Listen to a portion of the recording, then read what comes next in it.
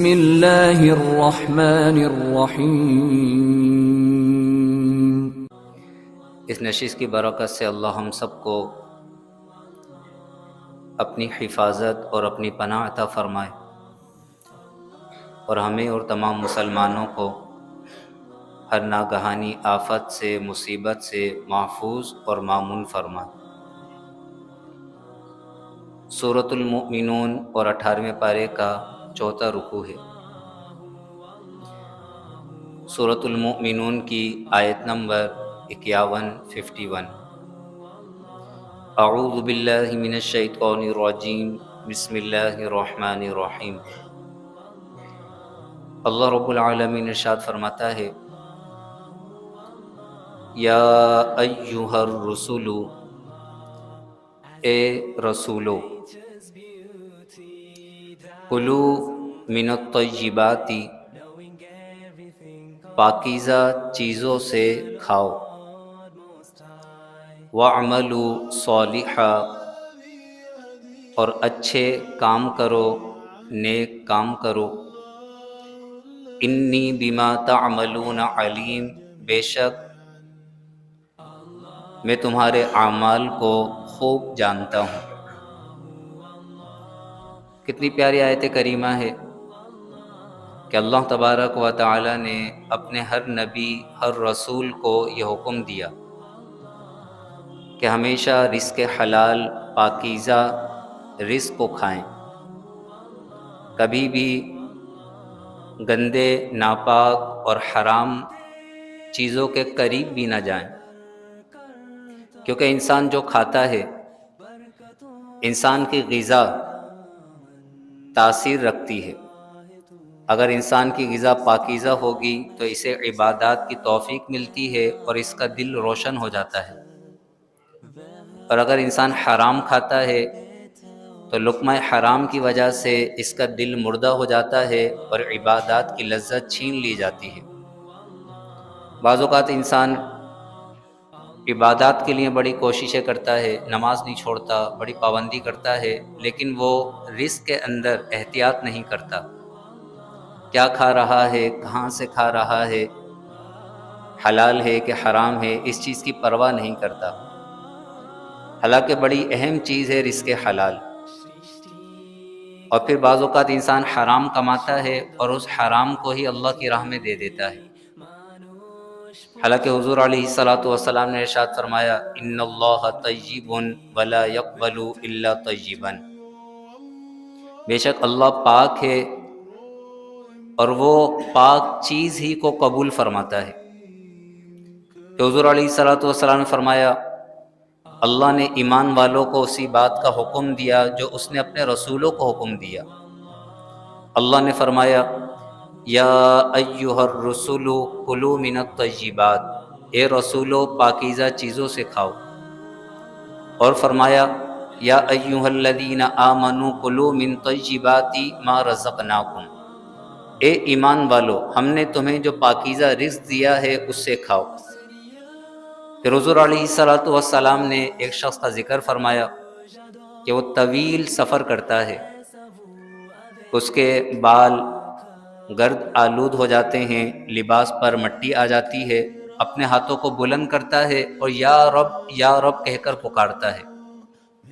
یعنی قبولیت کی جتنی چیزیں ہیں وہ ساری چیزیں اس میں جمع ہیں۔ مسافر بھی ہے، اس کے پاس کچھ بھی نہیں ہے، اور اس کی حالت بھی ایسی ہے کہ اس پر ترس کھایا جائے، وہ اپنے ہاتھوں کو بھی بلند کرتا ہے اور یا رب کہہ کر پکارتا ہے۔ قبولیت کی ساری چیزیں جمع ہو گئیں، لیکن پھر حضور فرماتے ہیں اس کا کھانا حرام، اس کا پینا حرام، اس کا لباس حرام، اور وہ حرام سے پرورش پایا، تو پھر اس کی دعا کس طرح قبول کی جائے گی؟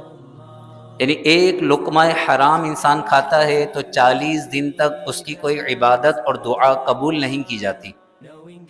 انسان اگر یہ چاہتا ہے کہ اس کی ہر دعا قبول ہو تو دو چیزیں ہیں مستجاب الدعوات بنانے والی۔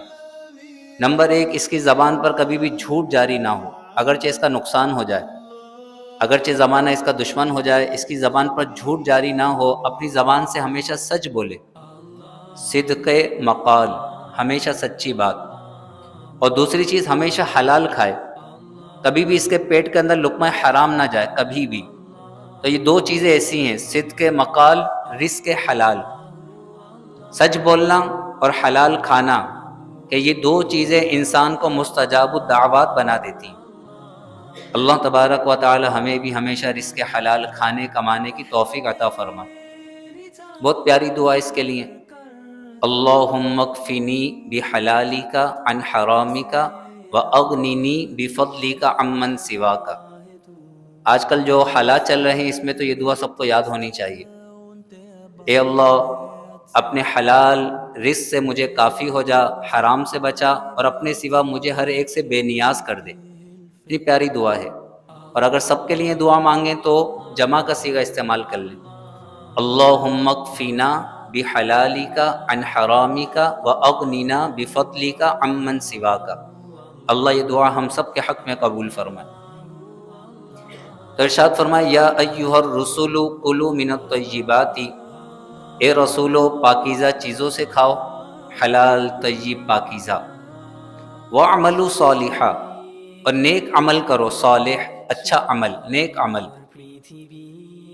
جب اللہ تبارک و تعالی اپنے رسولوں کو، اپنے نبیوں کو یہ حکم دے رہا ہے کہ ہمیشہ نیک عمل کرتے رہیں، تو اس بات سے ان لوگوں کو عبرت حاصل کرنی چاہیے کہ جو لوگ عمل میں سستی کرتے ہیں، اور بعض نادان لوگ ایسے بھی ہیں جو عمل سے بالکل غافل ہیں، اور وہ یہ سمجھتے ہیں کہ بس اللہ غفور الرحیم ہے، اللہ رحمان و رحیم ہے، وہ ہمیں ایسے ہی بخش دے گا، اور وہ پھر عمل سے غافل ہو جاتے ہیں۔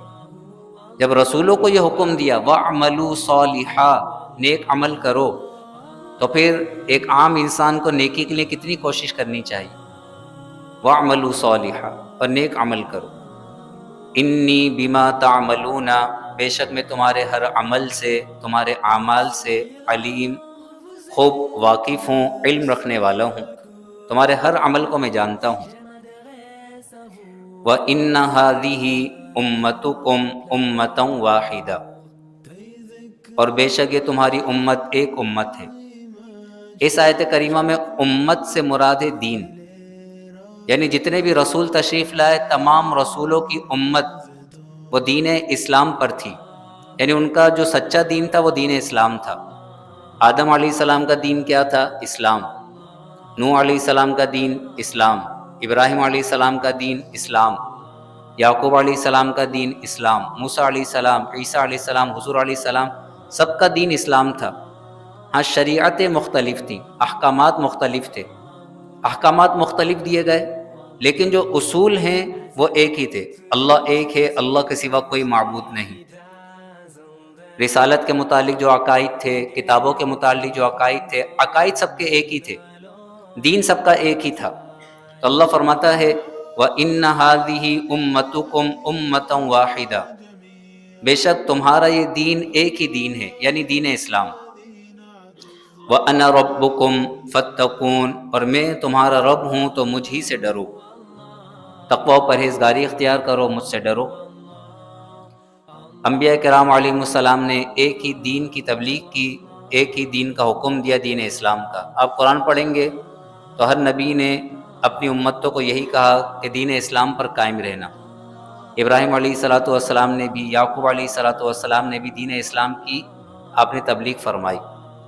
لیکن پھر جب انبیاء اس دنیا سے تشریف لے گئے تو ان کی امتوں نے اپنے پاس سے بہت سے دین گھڑ لیے، جیسے یہودیت، یہ اللہ کے نزدیک کوئی دین نہیں ہے، عیسائیت، یہ اللہ کے نزدیک کوئی دین نہیں ہے، بدھ مت یا جتنے بھی ہندو اور مشرکوں نے جو اپنے دین گھڑے ہوئے ہیں، یہ سارے کے سارے من گھڑت دین ہیں، اللہ کے نزدیک ان کی کوئی اہمیت نہیں۔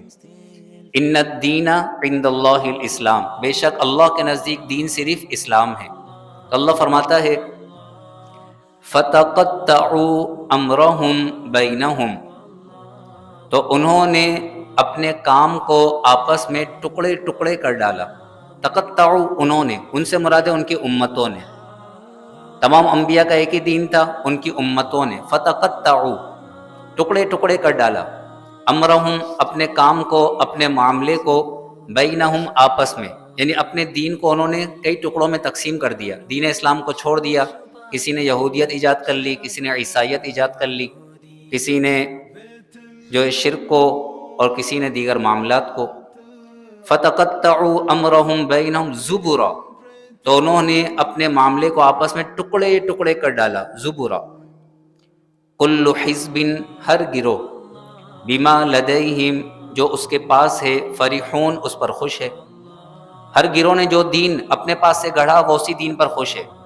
یہودی یہ کہہ رہے ہیں کہ یہودی مذہب ہی سچا مذہب ہے، سب سے پرانا مذہب ہے۔ عیسائی کہہ رہے ہیں کہ نہیں، عیسائیت سب سے پرانا مذہب ہے۔ جو ہندو ہیں وہ کہتے ہیں کہ نہیں، یہ ہندو سب سے پرانا مذہب ہے۔ جو بدھ مت ہے وہ کہتے ہیں نہیں، ہمارا مذہب سب سے پرانا مذہب ہے۔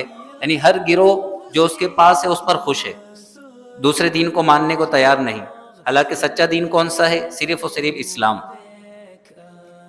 کل حزب بما لدیہم فرحون، ہر گروہ اس پر خوش ہے جو اس کے پاس ہے۔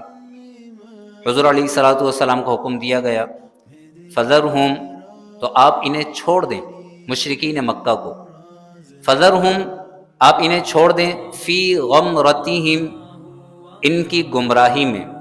غمرتن ویسے کہتے ہیں نشے کو، اور غمرتن سے مراد یہاں مراد ہے گمراہی اور غفلت۔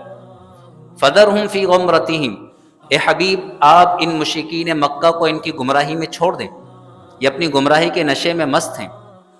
حتی حین، ایک مدت تک، یعنی جب تک ہمارا عذاب نہیں آ رہا آپ انہیں چھوڑ دیں۔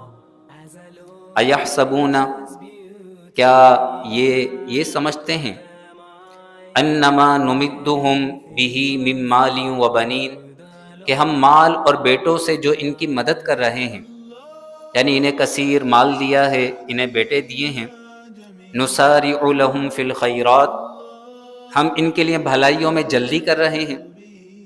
کیا یہ سمجھ بیٹھے ہیں کہ مال و اولاد کی کثرت انہیں اس لیے دی گئی ہے کہ اللہ ان سے بڑا خوش ہے اور اللہ ان کے لیے بھلائیوں میں جلدی کر رہا ہے؟ بل لا یشعرون، بلکہ انہیں شعور نہیں ہے، انہیں خبر نہیں ہے کہ اللہ تبارک و تعالی جس سے ناراض ہو جاتا ہے تو اسے دنیا دے دیتا ہے، اور وہ دنیا میں گم ہو کر اللہ کے عبادت سے، اللہ کی فرما برداری سے دور ہوتا چلا جاتا ہے۔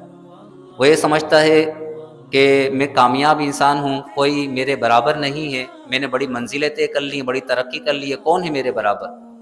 اللہ اسے اس قدر مال و دولت دے دیتا ہے اور دنیا کے اندر ایک مقام و مرتبہ اسے دے دیا جاتا ہے کہ وہ یہ سمجھتا ہے کہ مجھے بڑی آسائشیں اور بڑی نعمتیں اس لیے دی گئی ہیں کہ میں کامیاب ترین انسان ہوں۔ ایسا نہیں ہے۔ بل لا یشعرون، بلکہ انہیں خبر نہیں کہ یہ مال و اولاد اور دنیا کی فراوانی اس لیے دی گئی ہے کہ اللہ ناراض ہو گیا ہے، اور جس قدر ان کے پاس مال و دولت ہوگا تو مرتے وقت اسی قدر زیادہ انہیں حسرت ہوگی، مرتے وقت اسی قدر زیادہ حسرت ہوگی جس قدر یہ زیادہ مال و دولت چھوڑ کر جائیں گے، اور عذاب بھی اسی قدر زیادہ ہوگا۔ بل لا یشعرون، بلکہ انہیں شعور نہیں، خبر نہیں۔ اور اللہ تبارک و تعالی جن کے لیے بھلائیوں میں جلدی فرماتا ہے وہ کون لوگ ہیں؟ سبحان اللہ، توجہ سے سنیں، اللہ ان تمام صفات کا حامل ہم سب کو بنا دے۔ کیا فرمایا؟ ان الذین، بے شک وہ لوگ، ہم من خشیت ربہم، جو اپنے رب کے خوف سے، مشفقون، ڈر رہے ہیں، کانپ رہے ہیں، مشفقون ڈر رہے ہیں، جن کے دل ہمیشہ اپنے رب کے خوف سے کانپتے رہتے ہیں، ڈرتے رہتے ہیں۔ نمبر 1 خوف خدا۔ والذین هم بآیات ربہم یؤمنون، اور وہ اپنے رب کی آیتوں پر ایمان رکھتے ہیں، قرآن پر، آیات پر ایمان رکھنے والے۔ والذین هم بربہم لا یشرکون، اور وہ اپنے رب کے ساتھ کسی کو شریک نہیں ٹھہراتے۔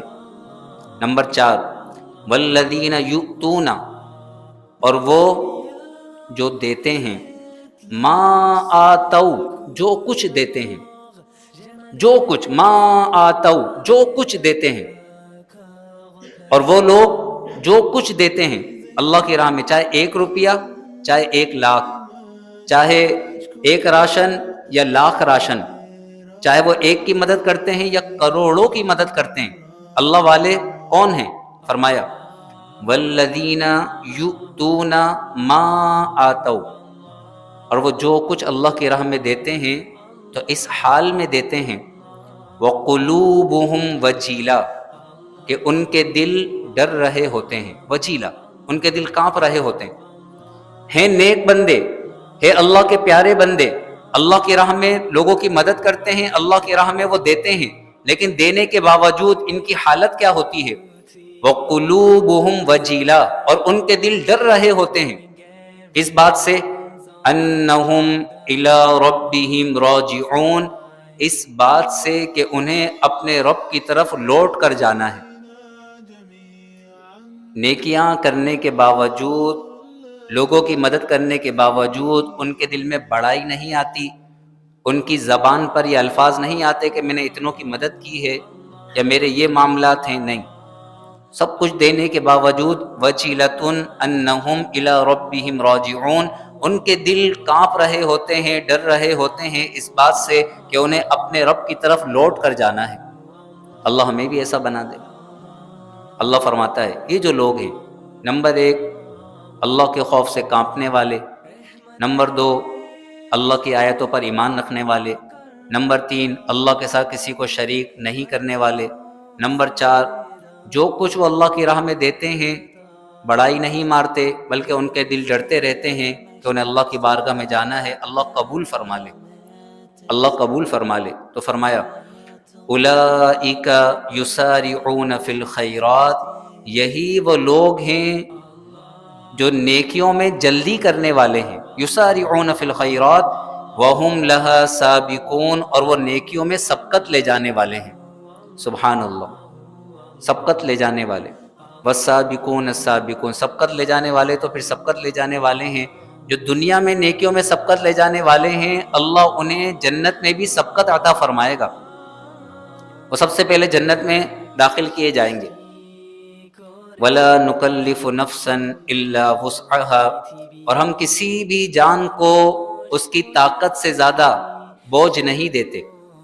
ایسا نہیں ہے کہ کوئی کام نہیں کر سکتا، اللہ زبردستی اس پر وہ چیز ڈال دے، نہیں، ہر ایک کو اتنا ہی حکم دیا گیا جتنا اس کے بس کے اندر ہے، جتنی اس کی طاقت کے اندر ہے۔ وَلَا نُكَلِّفُ نَفْسًا إِلَّا وُسْعَهَا، اور ہم کسی بھی جان پر اس کی طاقت سے زیادہ بوجھ نہیں ڈالتے۔ جو کھڑے ہو کے نماز پڑھ سکتا ہے کھڑے ہو کر پڑھے، کھڑے ہونے کی طاقت نہیں ہے، کسی سہارے سے کھڑا ہو سکتا ہے تو سہارے سے کھڑا ہو کر پڑھے، سہارے سے بھی کھڑے ہونے کی طاقت نہیں ہے تو پھر بیٹھ کر نماز پڑھے، بیٹھ بھی نہیں سکتا، بیٹھنے کی بھی طاقت نہیں ہے تو لیٹ کر پڑھے، لیٹے لیٹے پڑھے، لیٹ کر حرکت کر لے، اتنی بھی طاقت نہیں کہ ہل جل نہیں سکتا تو پلکوں کے اشاروں سے نماز پڑھے۔ وَلَا نُكَلِّفُ نَفْسًا إِلَّا وُسْعَهَا، ہم کسی بھی جان پر اس کی بوجھ سے زیادہ، اس کی طاقت سے زیادہ بوجھ نہیں ڈالتے۔ وَلَدَيْنَا كِتَابٌ، اور ہمارے پاس ایک ایسی کتاب ہے، یہاں کتاب سے مراد لوح محفوظ۔ وَلَدَيْنَا كِتَابٌ، اور ہمارے پاس ایک ایسی کتاب ہے یعنی لوح محفوظ، يَنطِقُ بِالْحَقِّ، جو حق بیان کرتی ہے، يَنطِقُ بِالْحَقِّ، حق بیان کرتی ہے، یعنی لوح محفوظ میں اولین اور آخرین سب کے معاملات، سب کے اعمال لکھے ہوئے ہیں، وہ حق بیان کرتی ہے۔ وَهُمْ لَا يُظْلَمُونَ، اور ان پر ظلم نہیں کیا جائے گا۔ بل قلوبہم، بلکہ ان کافروں کے دل، کفار مکہ، بل قلوبہم، بلکہ ان کے دل، فی غمرۃ من ھذا، اس قرآن سے غفلت میں پڑے ہیں، قرآن کو ماننے کو، قرآن کو پڑھنے کو، قرآن کو سمجھنے کو تیار نہیں۔ کون؟ کفار مکہ۔ بل قلوبہم فی غمرۃ من ھذا، بلکہ ان کے دل اس قرآن سے غفلت میں پڑے ہیں۔ وَلَهُمْ أَعْمَالٌ مِّن دُونِ ذَلِكَ، اور اس کے علاوہ بھی ان کے بہت سے اعمال ہیں، اور اعمال سے مراد برے اعمال۔ ایک تو یہ قرآن کے منکر ہیں، یہی بہت بڑا جرم ہے، اس کے علاوہ بھی ان کے بہت سے اعمال ہیں، مثلا حضور علیہ الصلوۃ والسلام کا مذاق اڑانا، کافروں کا، غریب مسلمانوں کا مذاق اڑانا، تکبر کرنا۔ فرمایا ایک تو قرآن کے منکر ہیں، قرآن سے غفلت میں ہیں، وَلَهُمْ أَعْمَالٌ مِّن دُونِ ذَلِكَ، اور اس کے علاوہ بھی ان کے بہت سے برے اعمال ہیں، ہم لَهَا عَامِلُونَ، جنہیں یہ کر رہے ہیں، یہ برے عمل کرتے رہے، حضور سمجھاتے رہے، یہ سمجھنے کو تیار نہیں ہوئے۔ حتیٰ، یہاں تک کہ اِذَا أَخَذْنَا مُتْرَفِيهِمْ بِالْعَذَابِ، جب ہم نے ان کے مالداروں کو عذاب میں گرفتار کیا، اخذناہم، ہم نے پکڑ لیا، مترفیہم، مترف جنہیں مال دیا گیا، آسائشیں دی گئیں، امیر لوگ، مترف، امیر، مالدار، خوشحال. حتی اذا اخذنا مترفیہم بالعذاب، یہاں تک کہ جب ہم نے ان کے امیر لوگوں کو، مالداروں کو، خوشحالوں کو عذاب میں پکڑا، اذا ہم یجأرون، تو اسی وقت وہ فریاد کرنے لگے. اب عذاب نے کب پکڑا؟ مختلف اقوال ہیں. ایک قول یہ ہے جنگ بدر کے دن، جب بدر کے دن انہوں نے اپنی نگاہوں سے عذاب کے فرشتے دیکھ لیے جو انہیں مار رہے تھے، تو اسی وقت یہ اللہ کو پکارنے لگے، اسی وقت یہ فریاد کرنے لگے. یا دوسرا فرمایا عذاب سے مراد جب یہ کسی طرح بھی حضور علیہ الصلوۃ والسلام کا ایمان نہیں لائے، تو آخرکار حضور علیہ الصلوۃ والسلام نے ان کے لیے اس طرح دعا کی کہ یا اللہ انہیں اسی طرح عذاب قحط میں مبتلا فرما جس طرح تو نے یوسف علیہ الصلوۃ والسلام کی قوم کو، مصر والوں کو قحط میں مبتلا کیا تھا 7 سال. تو پھر یہ مکے والے 7 سال کے لیے قحط میں مبتلا کیے گئے. اس قدر شدید قحط تھا کہ سب کچھ ختم ہو گیا تو یہ مردار کھانے پر مجبور ہو گئے. کتے تک کو یہ کھا گئے، مردار، کتے کی ہڈیاں، یہ چیزیں کھانے پر مجبور ہو گئے. تو پھر حضرت ابو سفیان جو اس وقت ایمان نہیں لائے تھے، وہ حضور کے پاس آئے اور بڑی منت سماجت کرنے لگے، کہنے لگے آپ رحمت للعالمین ہیں، آپ کی وجہ سے آپ کی قوم اس قدر شدید آزمائش میں ہے. تو پھر حضور علیہ الصلوۃ والسلام نے دعا فرمائی، تو حضور کی دعا کی برکت سے اللہ تبارک و تعالی نے اس قحط کو دور فرما دیا. تو فرمایا حتی اذا اخذنا مترفیہم بالعذاب، یہاں تک کہ جب ہم نے ان کے مالداروں کو عذاب میں پکڑا، اذا ہم یجأرون، تو اسی وقت وہ فریاد کرنے لگے.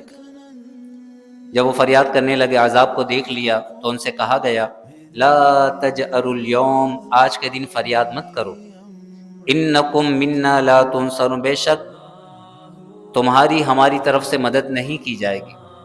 اب عذاب دیکھ کر فریاد مت کرو، اب تمہاری مدد نہیں کی جائے گی. قد کانت آیاتی تتلا علیکم، بے شک ہماری آیتیں تم پر تلاوت کی جاتی تھی. فکنتم علی اعقابکم تنکسون، تو تم اپنی ایڑیوں کے بل الٹے بھاگ جاتے تھے. تنکسون پلٹ کر بھاگ جانا، اعقاب ایڑیوں کے بل. فکنتم علی اعقابکم، تو تم اپنی ایڑیوں کے بل تنکسون الٹے بھاگ جاتے تھے، یعنی قرآن سننے کو تیار نہیں ہوتے تھے.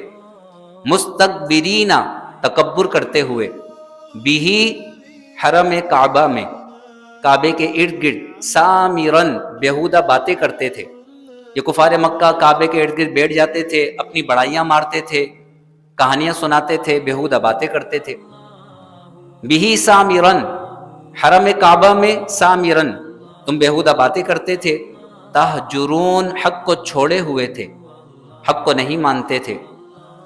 افلم یدبروا القول، تو ان کافروں نے کلام الہی میں غور نہیں کیا. القول سے مراد قرآن، کلام الہی. افلم یدبروا القول، تو کیا انہوں نے کلام الہی میں، اللہ کے کلام میں غور نہیں کیا. ام جاءہم، یا ان کے پاس وہ چیز آ گئی، ما لم یأتی آباءہم الاولین، جو ان کے پہلے باپ دادا کے پاس نہیں آئی تھی. یعنی کیا رسول کا آنا یہ کوئی نئی چیز ہے؟ ان کے باپ دادا کے پاس رسول نہیں آئے تھے، ان کے باپ دادا کے پاس کتابیں نہیں آئی تھیں.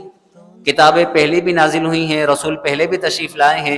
ابراہیم علیہ الصلوۃ والسلام کی رسالت کے تو یہ بھی قائل ہیں، ابراہیم علیہ السلام پر صحیفوں کا نزول ہوا، یہ بھی قائل ہیں. تو فرمایا ام جاءہم ما لم یأتی آباءہم الاولین، کیا ان کے پاس کوئی ایسی چیز آئی ہے جو ان کے پہلے باپ دادا کے پاس نہیں آئی تھی؟ ایسا تو نہیں ہے. جو کتاب اللہ نے نازل کی اور یہ رسول تشریف لائے ہیں، تو پہلے بھی رسول آتے رہے ہیں، کتابیں نازل ہوتی رہی ہیں. ام لم یعرفوا رسولہم، یا انہوں نے اپنے رسول کو پہچانا نہیں. فہم لہ منکرون، تو یہ اس کا انکار کر رہے ہیں. ایسا بھی نہیں. حضور علیہ الصلوۃ والسلام کی تو ذات ہی سراپا معجزہ تھی. جو حضور کے چہرے کو دیکھ لیتا تھا، اس کا دل یہ گواہی دیتا تھا کہ یہ کسی جھوٹے کا چہرہ نہیں ہو سکتا. حضور کے چہرے کے اندر نبوت کی اس قدر نشانیاں تھیں. آپ کی پیشانی، نورانی پیشانی ایسی چمکتی تھی. تو اللہ نے فرمایا ام لم یعرفوا رسولہم، کیا انہوں نے اپنے رسول کو نہیں پہچانا. فہم لہ منکرون، تو یہ انکار کر رہے ہیں. ام یقولون بہ جنہ، یا یہ کہتے ہیں کہ انہیں جنون ہے. نعوذ باللہ من ذالک، یہ کہتے ہیں کہ حضور کو جنون ہے، حضور مجنون ہیں، پاگل ہیں. کیا یہ کہتے ہیں؟ ایسا کچھ بھی نہیں. بل جاءہم بالحق، بلکہ وہ ان کے پاس حق لے کر آئے ہیں. وَأَكْثَرُهُمْ لِلْحَقِّ كَارِهُونَ، اور ان میں سے اکثر حق کو ناپسند کرتے ہیں۔ حق سے مراد قرآن، اور خاص طور پر قرآن کی وہ آیات جس میں بتوں کی بے بسی بیان کی گئی ہے، جس میں بتوں کی نفی کی گئی ہے، جس میں اللہ کی توحید بیان کی گئی ہے۔ جب اللہ تبارک و تعالیٰ کا تنہا ذکر کیا جاتا تو یہ بھاگتے تھے۔ جب ان سے کہا تھا لا الہ الا اللہ، کانوں میں انگلیاں ڈال لیتے تھے، بھاگتے تھے، اپنے بتوں کو کہتے تھے یہ بھی معبود ہیں۔ تو اللہ فرماتا ہے بل جاءہم بالحق، بلکہ وہ ان کے پاس حق لائے، وَأَكْثَرُهُمْ لِلْحَقِّ كَارِهُونَ، اور ان میں سے اکثر حق کو ناپسند کرتے ہیں۔ کفار مکہ یہ کہتے تھے اس قرآن کی جگہ آپ کوئی ایسا قرآن لے آئیں جس میں ہمارے بتوں کی برائی نہ ہو، ہمارے بتوں کی برائی نہ ہو، یعنی ہمارے بتوں کو بھی معبود کہا گیا ہو، نعوذ باللہ من ذالک۔ تو اللہ فرماتا ہے وَلَوِ اتَّبَعَ الْحَقُّ أَهْوَاءَهُمْ، اور اگر حق ان کی خواہشات کی پیروی کرتا، یعنی جیسا قرآن یہ چاہتے ہیں اگر ویسا قرآن نازل کر دیا جاتا جس میں اس بات کو ذکر کر دیا جاتا کہ ایک نہیں بہت سے خدا ہیں جیسا یہ چاہتے ہیں، وَلَوِ اتَّبَعَ الْحَقُّ أَهْوَاءَهُمْ، اور اگر حق یعنی قرآن أَهْوَاءَهُمْ ان کی خواہشات کی پیروی کرتا اور قرآن کے اندر یہ بات ہوتی کہ ایک نہیں بہت سے خدا ہیں، تو پھر کیا ہوتا؟ لَفَسَدَتِ السَّمَاوَاتُ وَالْأَرْضُ، تو ضرور تباہ ہو جاتے آسمان اور زمین، وَمَن فِيهِنَّ، اور جتنے ان میں ہیں۔ اگر ایک کے سوا بہت سے خدا ہوتے تو آسمان اور زمین اور سب کچھ فنا ہو جاتا، کیونکہ اگر دو خدا ہوتے تو وہ آپس میں جنگ لڑتے، ایک کو ہرانے کے لیے دوسرے پہ غلبہ پانے کے لیے، اور جب دو خدا آپس میں لڑتے تو زمین و آسمان سب کچھ تباہ ہو جاتا۔ ایک خدا نہیں، لَوْ كَانَ فِيهِمَا آلِهَةٌ إِلَّا اللَّهُ لَفَسَدَتَا، اگر زمین و آسمان میں بہت سے خدا ہوتے تو زمین اور آسمان کا نظام چل نہیں پاتا۔ ایک خدا حکم دیتا رات ہو، دوسرا بولتا نہیں دن ہو، آپس میں ٹکراؤ رہتا، آپس میں اختلاف رہتا۔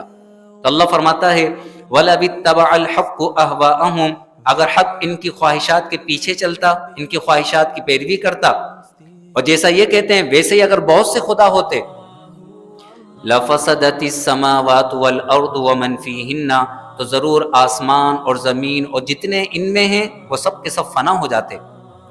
بل اتیناہم بذکرہم، بلکہ ہم تو ان کے پاس ان کی نصیحت لے کر آئے، فہم عن ذکرہم معرضون، تو وہ اپنی نصیحت سے ہی منہ پھیرے ہوئے ہیں۔ ام تسألہم خرجا، کیا آپ ان سے اجرت طلب کرتے ہیں؟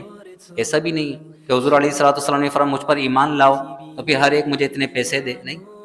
ام تسألہم خرجا، کیا آپ ان سے اجرت طلب کرتے ہیں؟ ہرگز نہیں۔ فخراج ربک خیر، تو آپ کے رب کا ثواب، آپ کے رب کی اجرت وہ سب سے بہتر ہے۔ اللہ آپ کو تبلیغ دین پر جو جنت کے انعامات، جنت الفردوس عطا فرمائے گا وہ سب سے بہتر ہے۔ وَهُوَ خَيْرُ الرَّازِقِينَ، اور وہ سب سے بہتر رزق عطا کرنے والا ہے۔ مفسرین فرماتے ہیں وَهُوَ خَيْرُ الرَّازِقِينَ، اس میں اس بات کی طرف بھی اشارہ ہے کہ جو چاہتا ہے کہ اللہ اسے غیب سے رزق عطا فرمائے وہ قرآن میں مشغول ہو جائے، تلاوت قرآن کرے کثرت سے، کہ کثرت سے تلاوت قرآن کرنے والا کبھی بھی کسی کا محتاج نہیں رہتا۔ اللہ سب سے بہتر رزق عطا کرنے والا ہے۔ وَإِنَّكَ لَتَدْعُوهُمْ، اور بے شک آپ انہیں بلاتے ہیں، إِلَى صِرَاطٍ مستقیم، سیدھے راستے کی طرف۔ وَإِنَّ الَّذِينَ لَا يُؤْمِنُونَ بِالْآخِرَةِ، اور بے شک جو لوگ آخرت پر ایمان نہیں لاتے، یہ کفار مکہ، عَنِ الصِّرَاطِ لَنَاكِبُونَ، وہ سیدھی راہ سے ضرور ہٹے ہوئے ہیں، لَنَاكِبُونَ، وہ سیدھے راستے سے ہٹے ہوئے ہیں۔ وَلَوْ رَحِمْنَاهُمْ، اور اگر ہم ان پر رحم کریں، وَكَشَفْنَا، اور دور کر دیں، مَا بِهِم مِّن دُرٍ، وہ تکلیف جس میں یہ ہیں، جس تکلیف میں یہ مبتلا ہیں، اگر ہم ان پر رحم کر کے تکلیف دور کر دیں۔ اللہ اکبر، بہت بڑا درس ہے آیت کفار مکہ کے بارے میں، کہ جب تک یہ تکلیف میں مبتلا ہیں تو فریاد کر رہے ہیں، آہوزاری کر رہے ہیں، ہمیں پکار رہے ہیں، اور اگر ہم ان کی آہوزاری دیکھ کر ان سے اس تکلیف کو دور کر دیں، وَلَوْ رَحِمْنَاهُمْ وَكَشَفْنَا مَا بِهِم مِّن دُرٍ، اور اگر ہم ان پر رحم کریں اور ان سے وہ تکلیف دور کر دیں جس میں یہ ہیں، لَلَجُّوا فِي طُغْيَانِهِمْ، تو ضرور یہ اپنی سرکشی میں ڈھیٹ بن جائیں گے، یعنی جب تکلیف دور ہو جائے گی، فی طغیانہم، دوبارہ اپنی سرکشی میں ڈھیٹ بن جائیں گے، یعمہون، بھٹکتے پھریں گے۔ الامان والحفیظ. آج مسلمانوں کی تو یہ حالت نہیں ہو گئی کہ جب تکلیف آتی ہے، مصیبت آتی ہے تو اذانیں دی جاتی ہیں، خوب ورد کیا جاتا ہے، خوب دعائیں مانگی جاتی ہیں، آہوزاری کی جاتی ہے، اور جیسی تکلیف دور ہو جاتی ہے تو پھر رقص و سرور کی محفلیں سجائی جاتی ہیں، اللہ کے قانون کے خلاف قوانین پاس کیے جاتے ہیں، بے حیائی کا بازار گرم کر دیا جاتا ہے، پھر پکڑ آتی ہے، پھر دوبارہ چلاتے ہیں، روتے ہیں، پھر جیسی تکلیف دور ہوتی ہے پھر دوبارہ وہی معاملات ہو جاتے ہیں. کہیں مسلمانوں کا تو یہ حال نہیں. اللہ فرماتا ہے ان کافروں کا یہ حال ہے. وَلَوْ رَحِمْنَاهُمْ وَكَشَفْنَا مَا بِهِمْ مِنْ دُرٍّ، اگر ہم ان پر رحم کریں اور ان سے وہ تکلیف دور کر دیں جس میں یہ مبتلا ہیں، لَلَجُّوا، تو ضرور ڈھیٹ پنا کریں گے، ڈھیٹ بن جائیں گے، فِي طُغْيَانِهِمْ، اپنی سرکشی میں، يَعْمَهُونَ، بھٹکتے پھریں گے.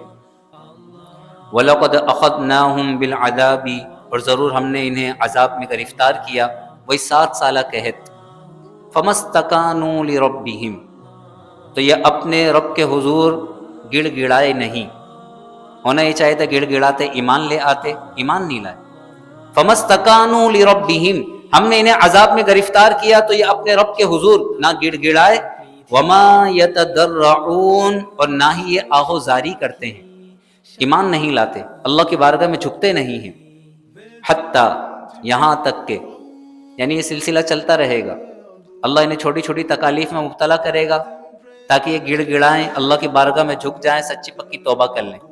لیکن اگر یہ سچی پکی توبہ نہیں کریں گے، سچے دل سے ایمان نہیں لائیں گے تو پھر کیا ہوگا؟ حتیٰ، یہ سلسلہ یہاں تک ہوگا، حتیٰ، یہاں تک کہ اذا فتحنا علیہم بابا ذا عذاب، یہاں تک کہ جب ہم ان پر شدید عذاب کا دروازہ کھول دیں گے. بابن، دروازہ، ذا عذاب شدید، شدید عذاب کا دروازہ، یہاں تک کہ جب ہم ان پر ایک شدید عذاب کا دروازہ کھول دیں گے. اذا ہم فیہ مبلسون، تو اسی وقت وہ اس عذاب میں نا امید ہو کر رہ جائیں گے. مبلسون، نا امید، پھر انہیں کوئی امید نہیں ہوگی کہ اب ہماری توبہ قبول کی جائے یا فریاد رسی کی جائے. تو شدید عذاب سے پہلے انسان توبہ کر لے اور اللہ تبارک و تعالیٰ کی بارگاہ میں جھک جائے.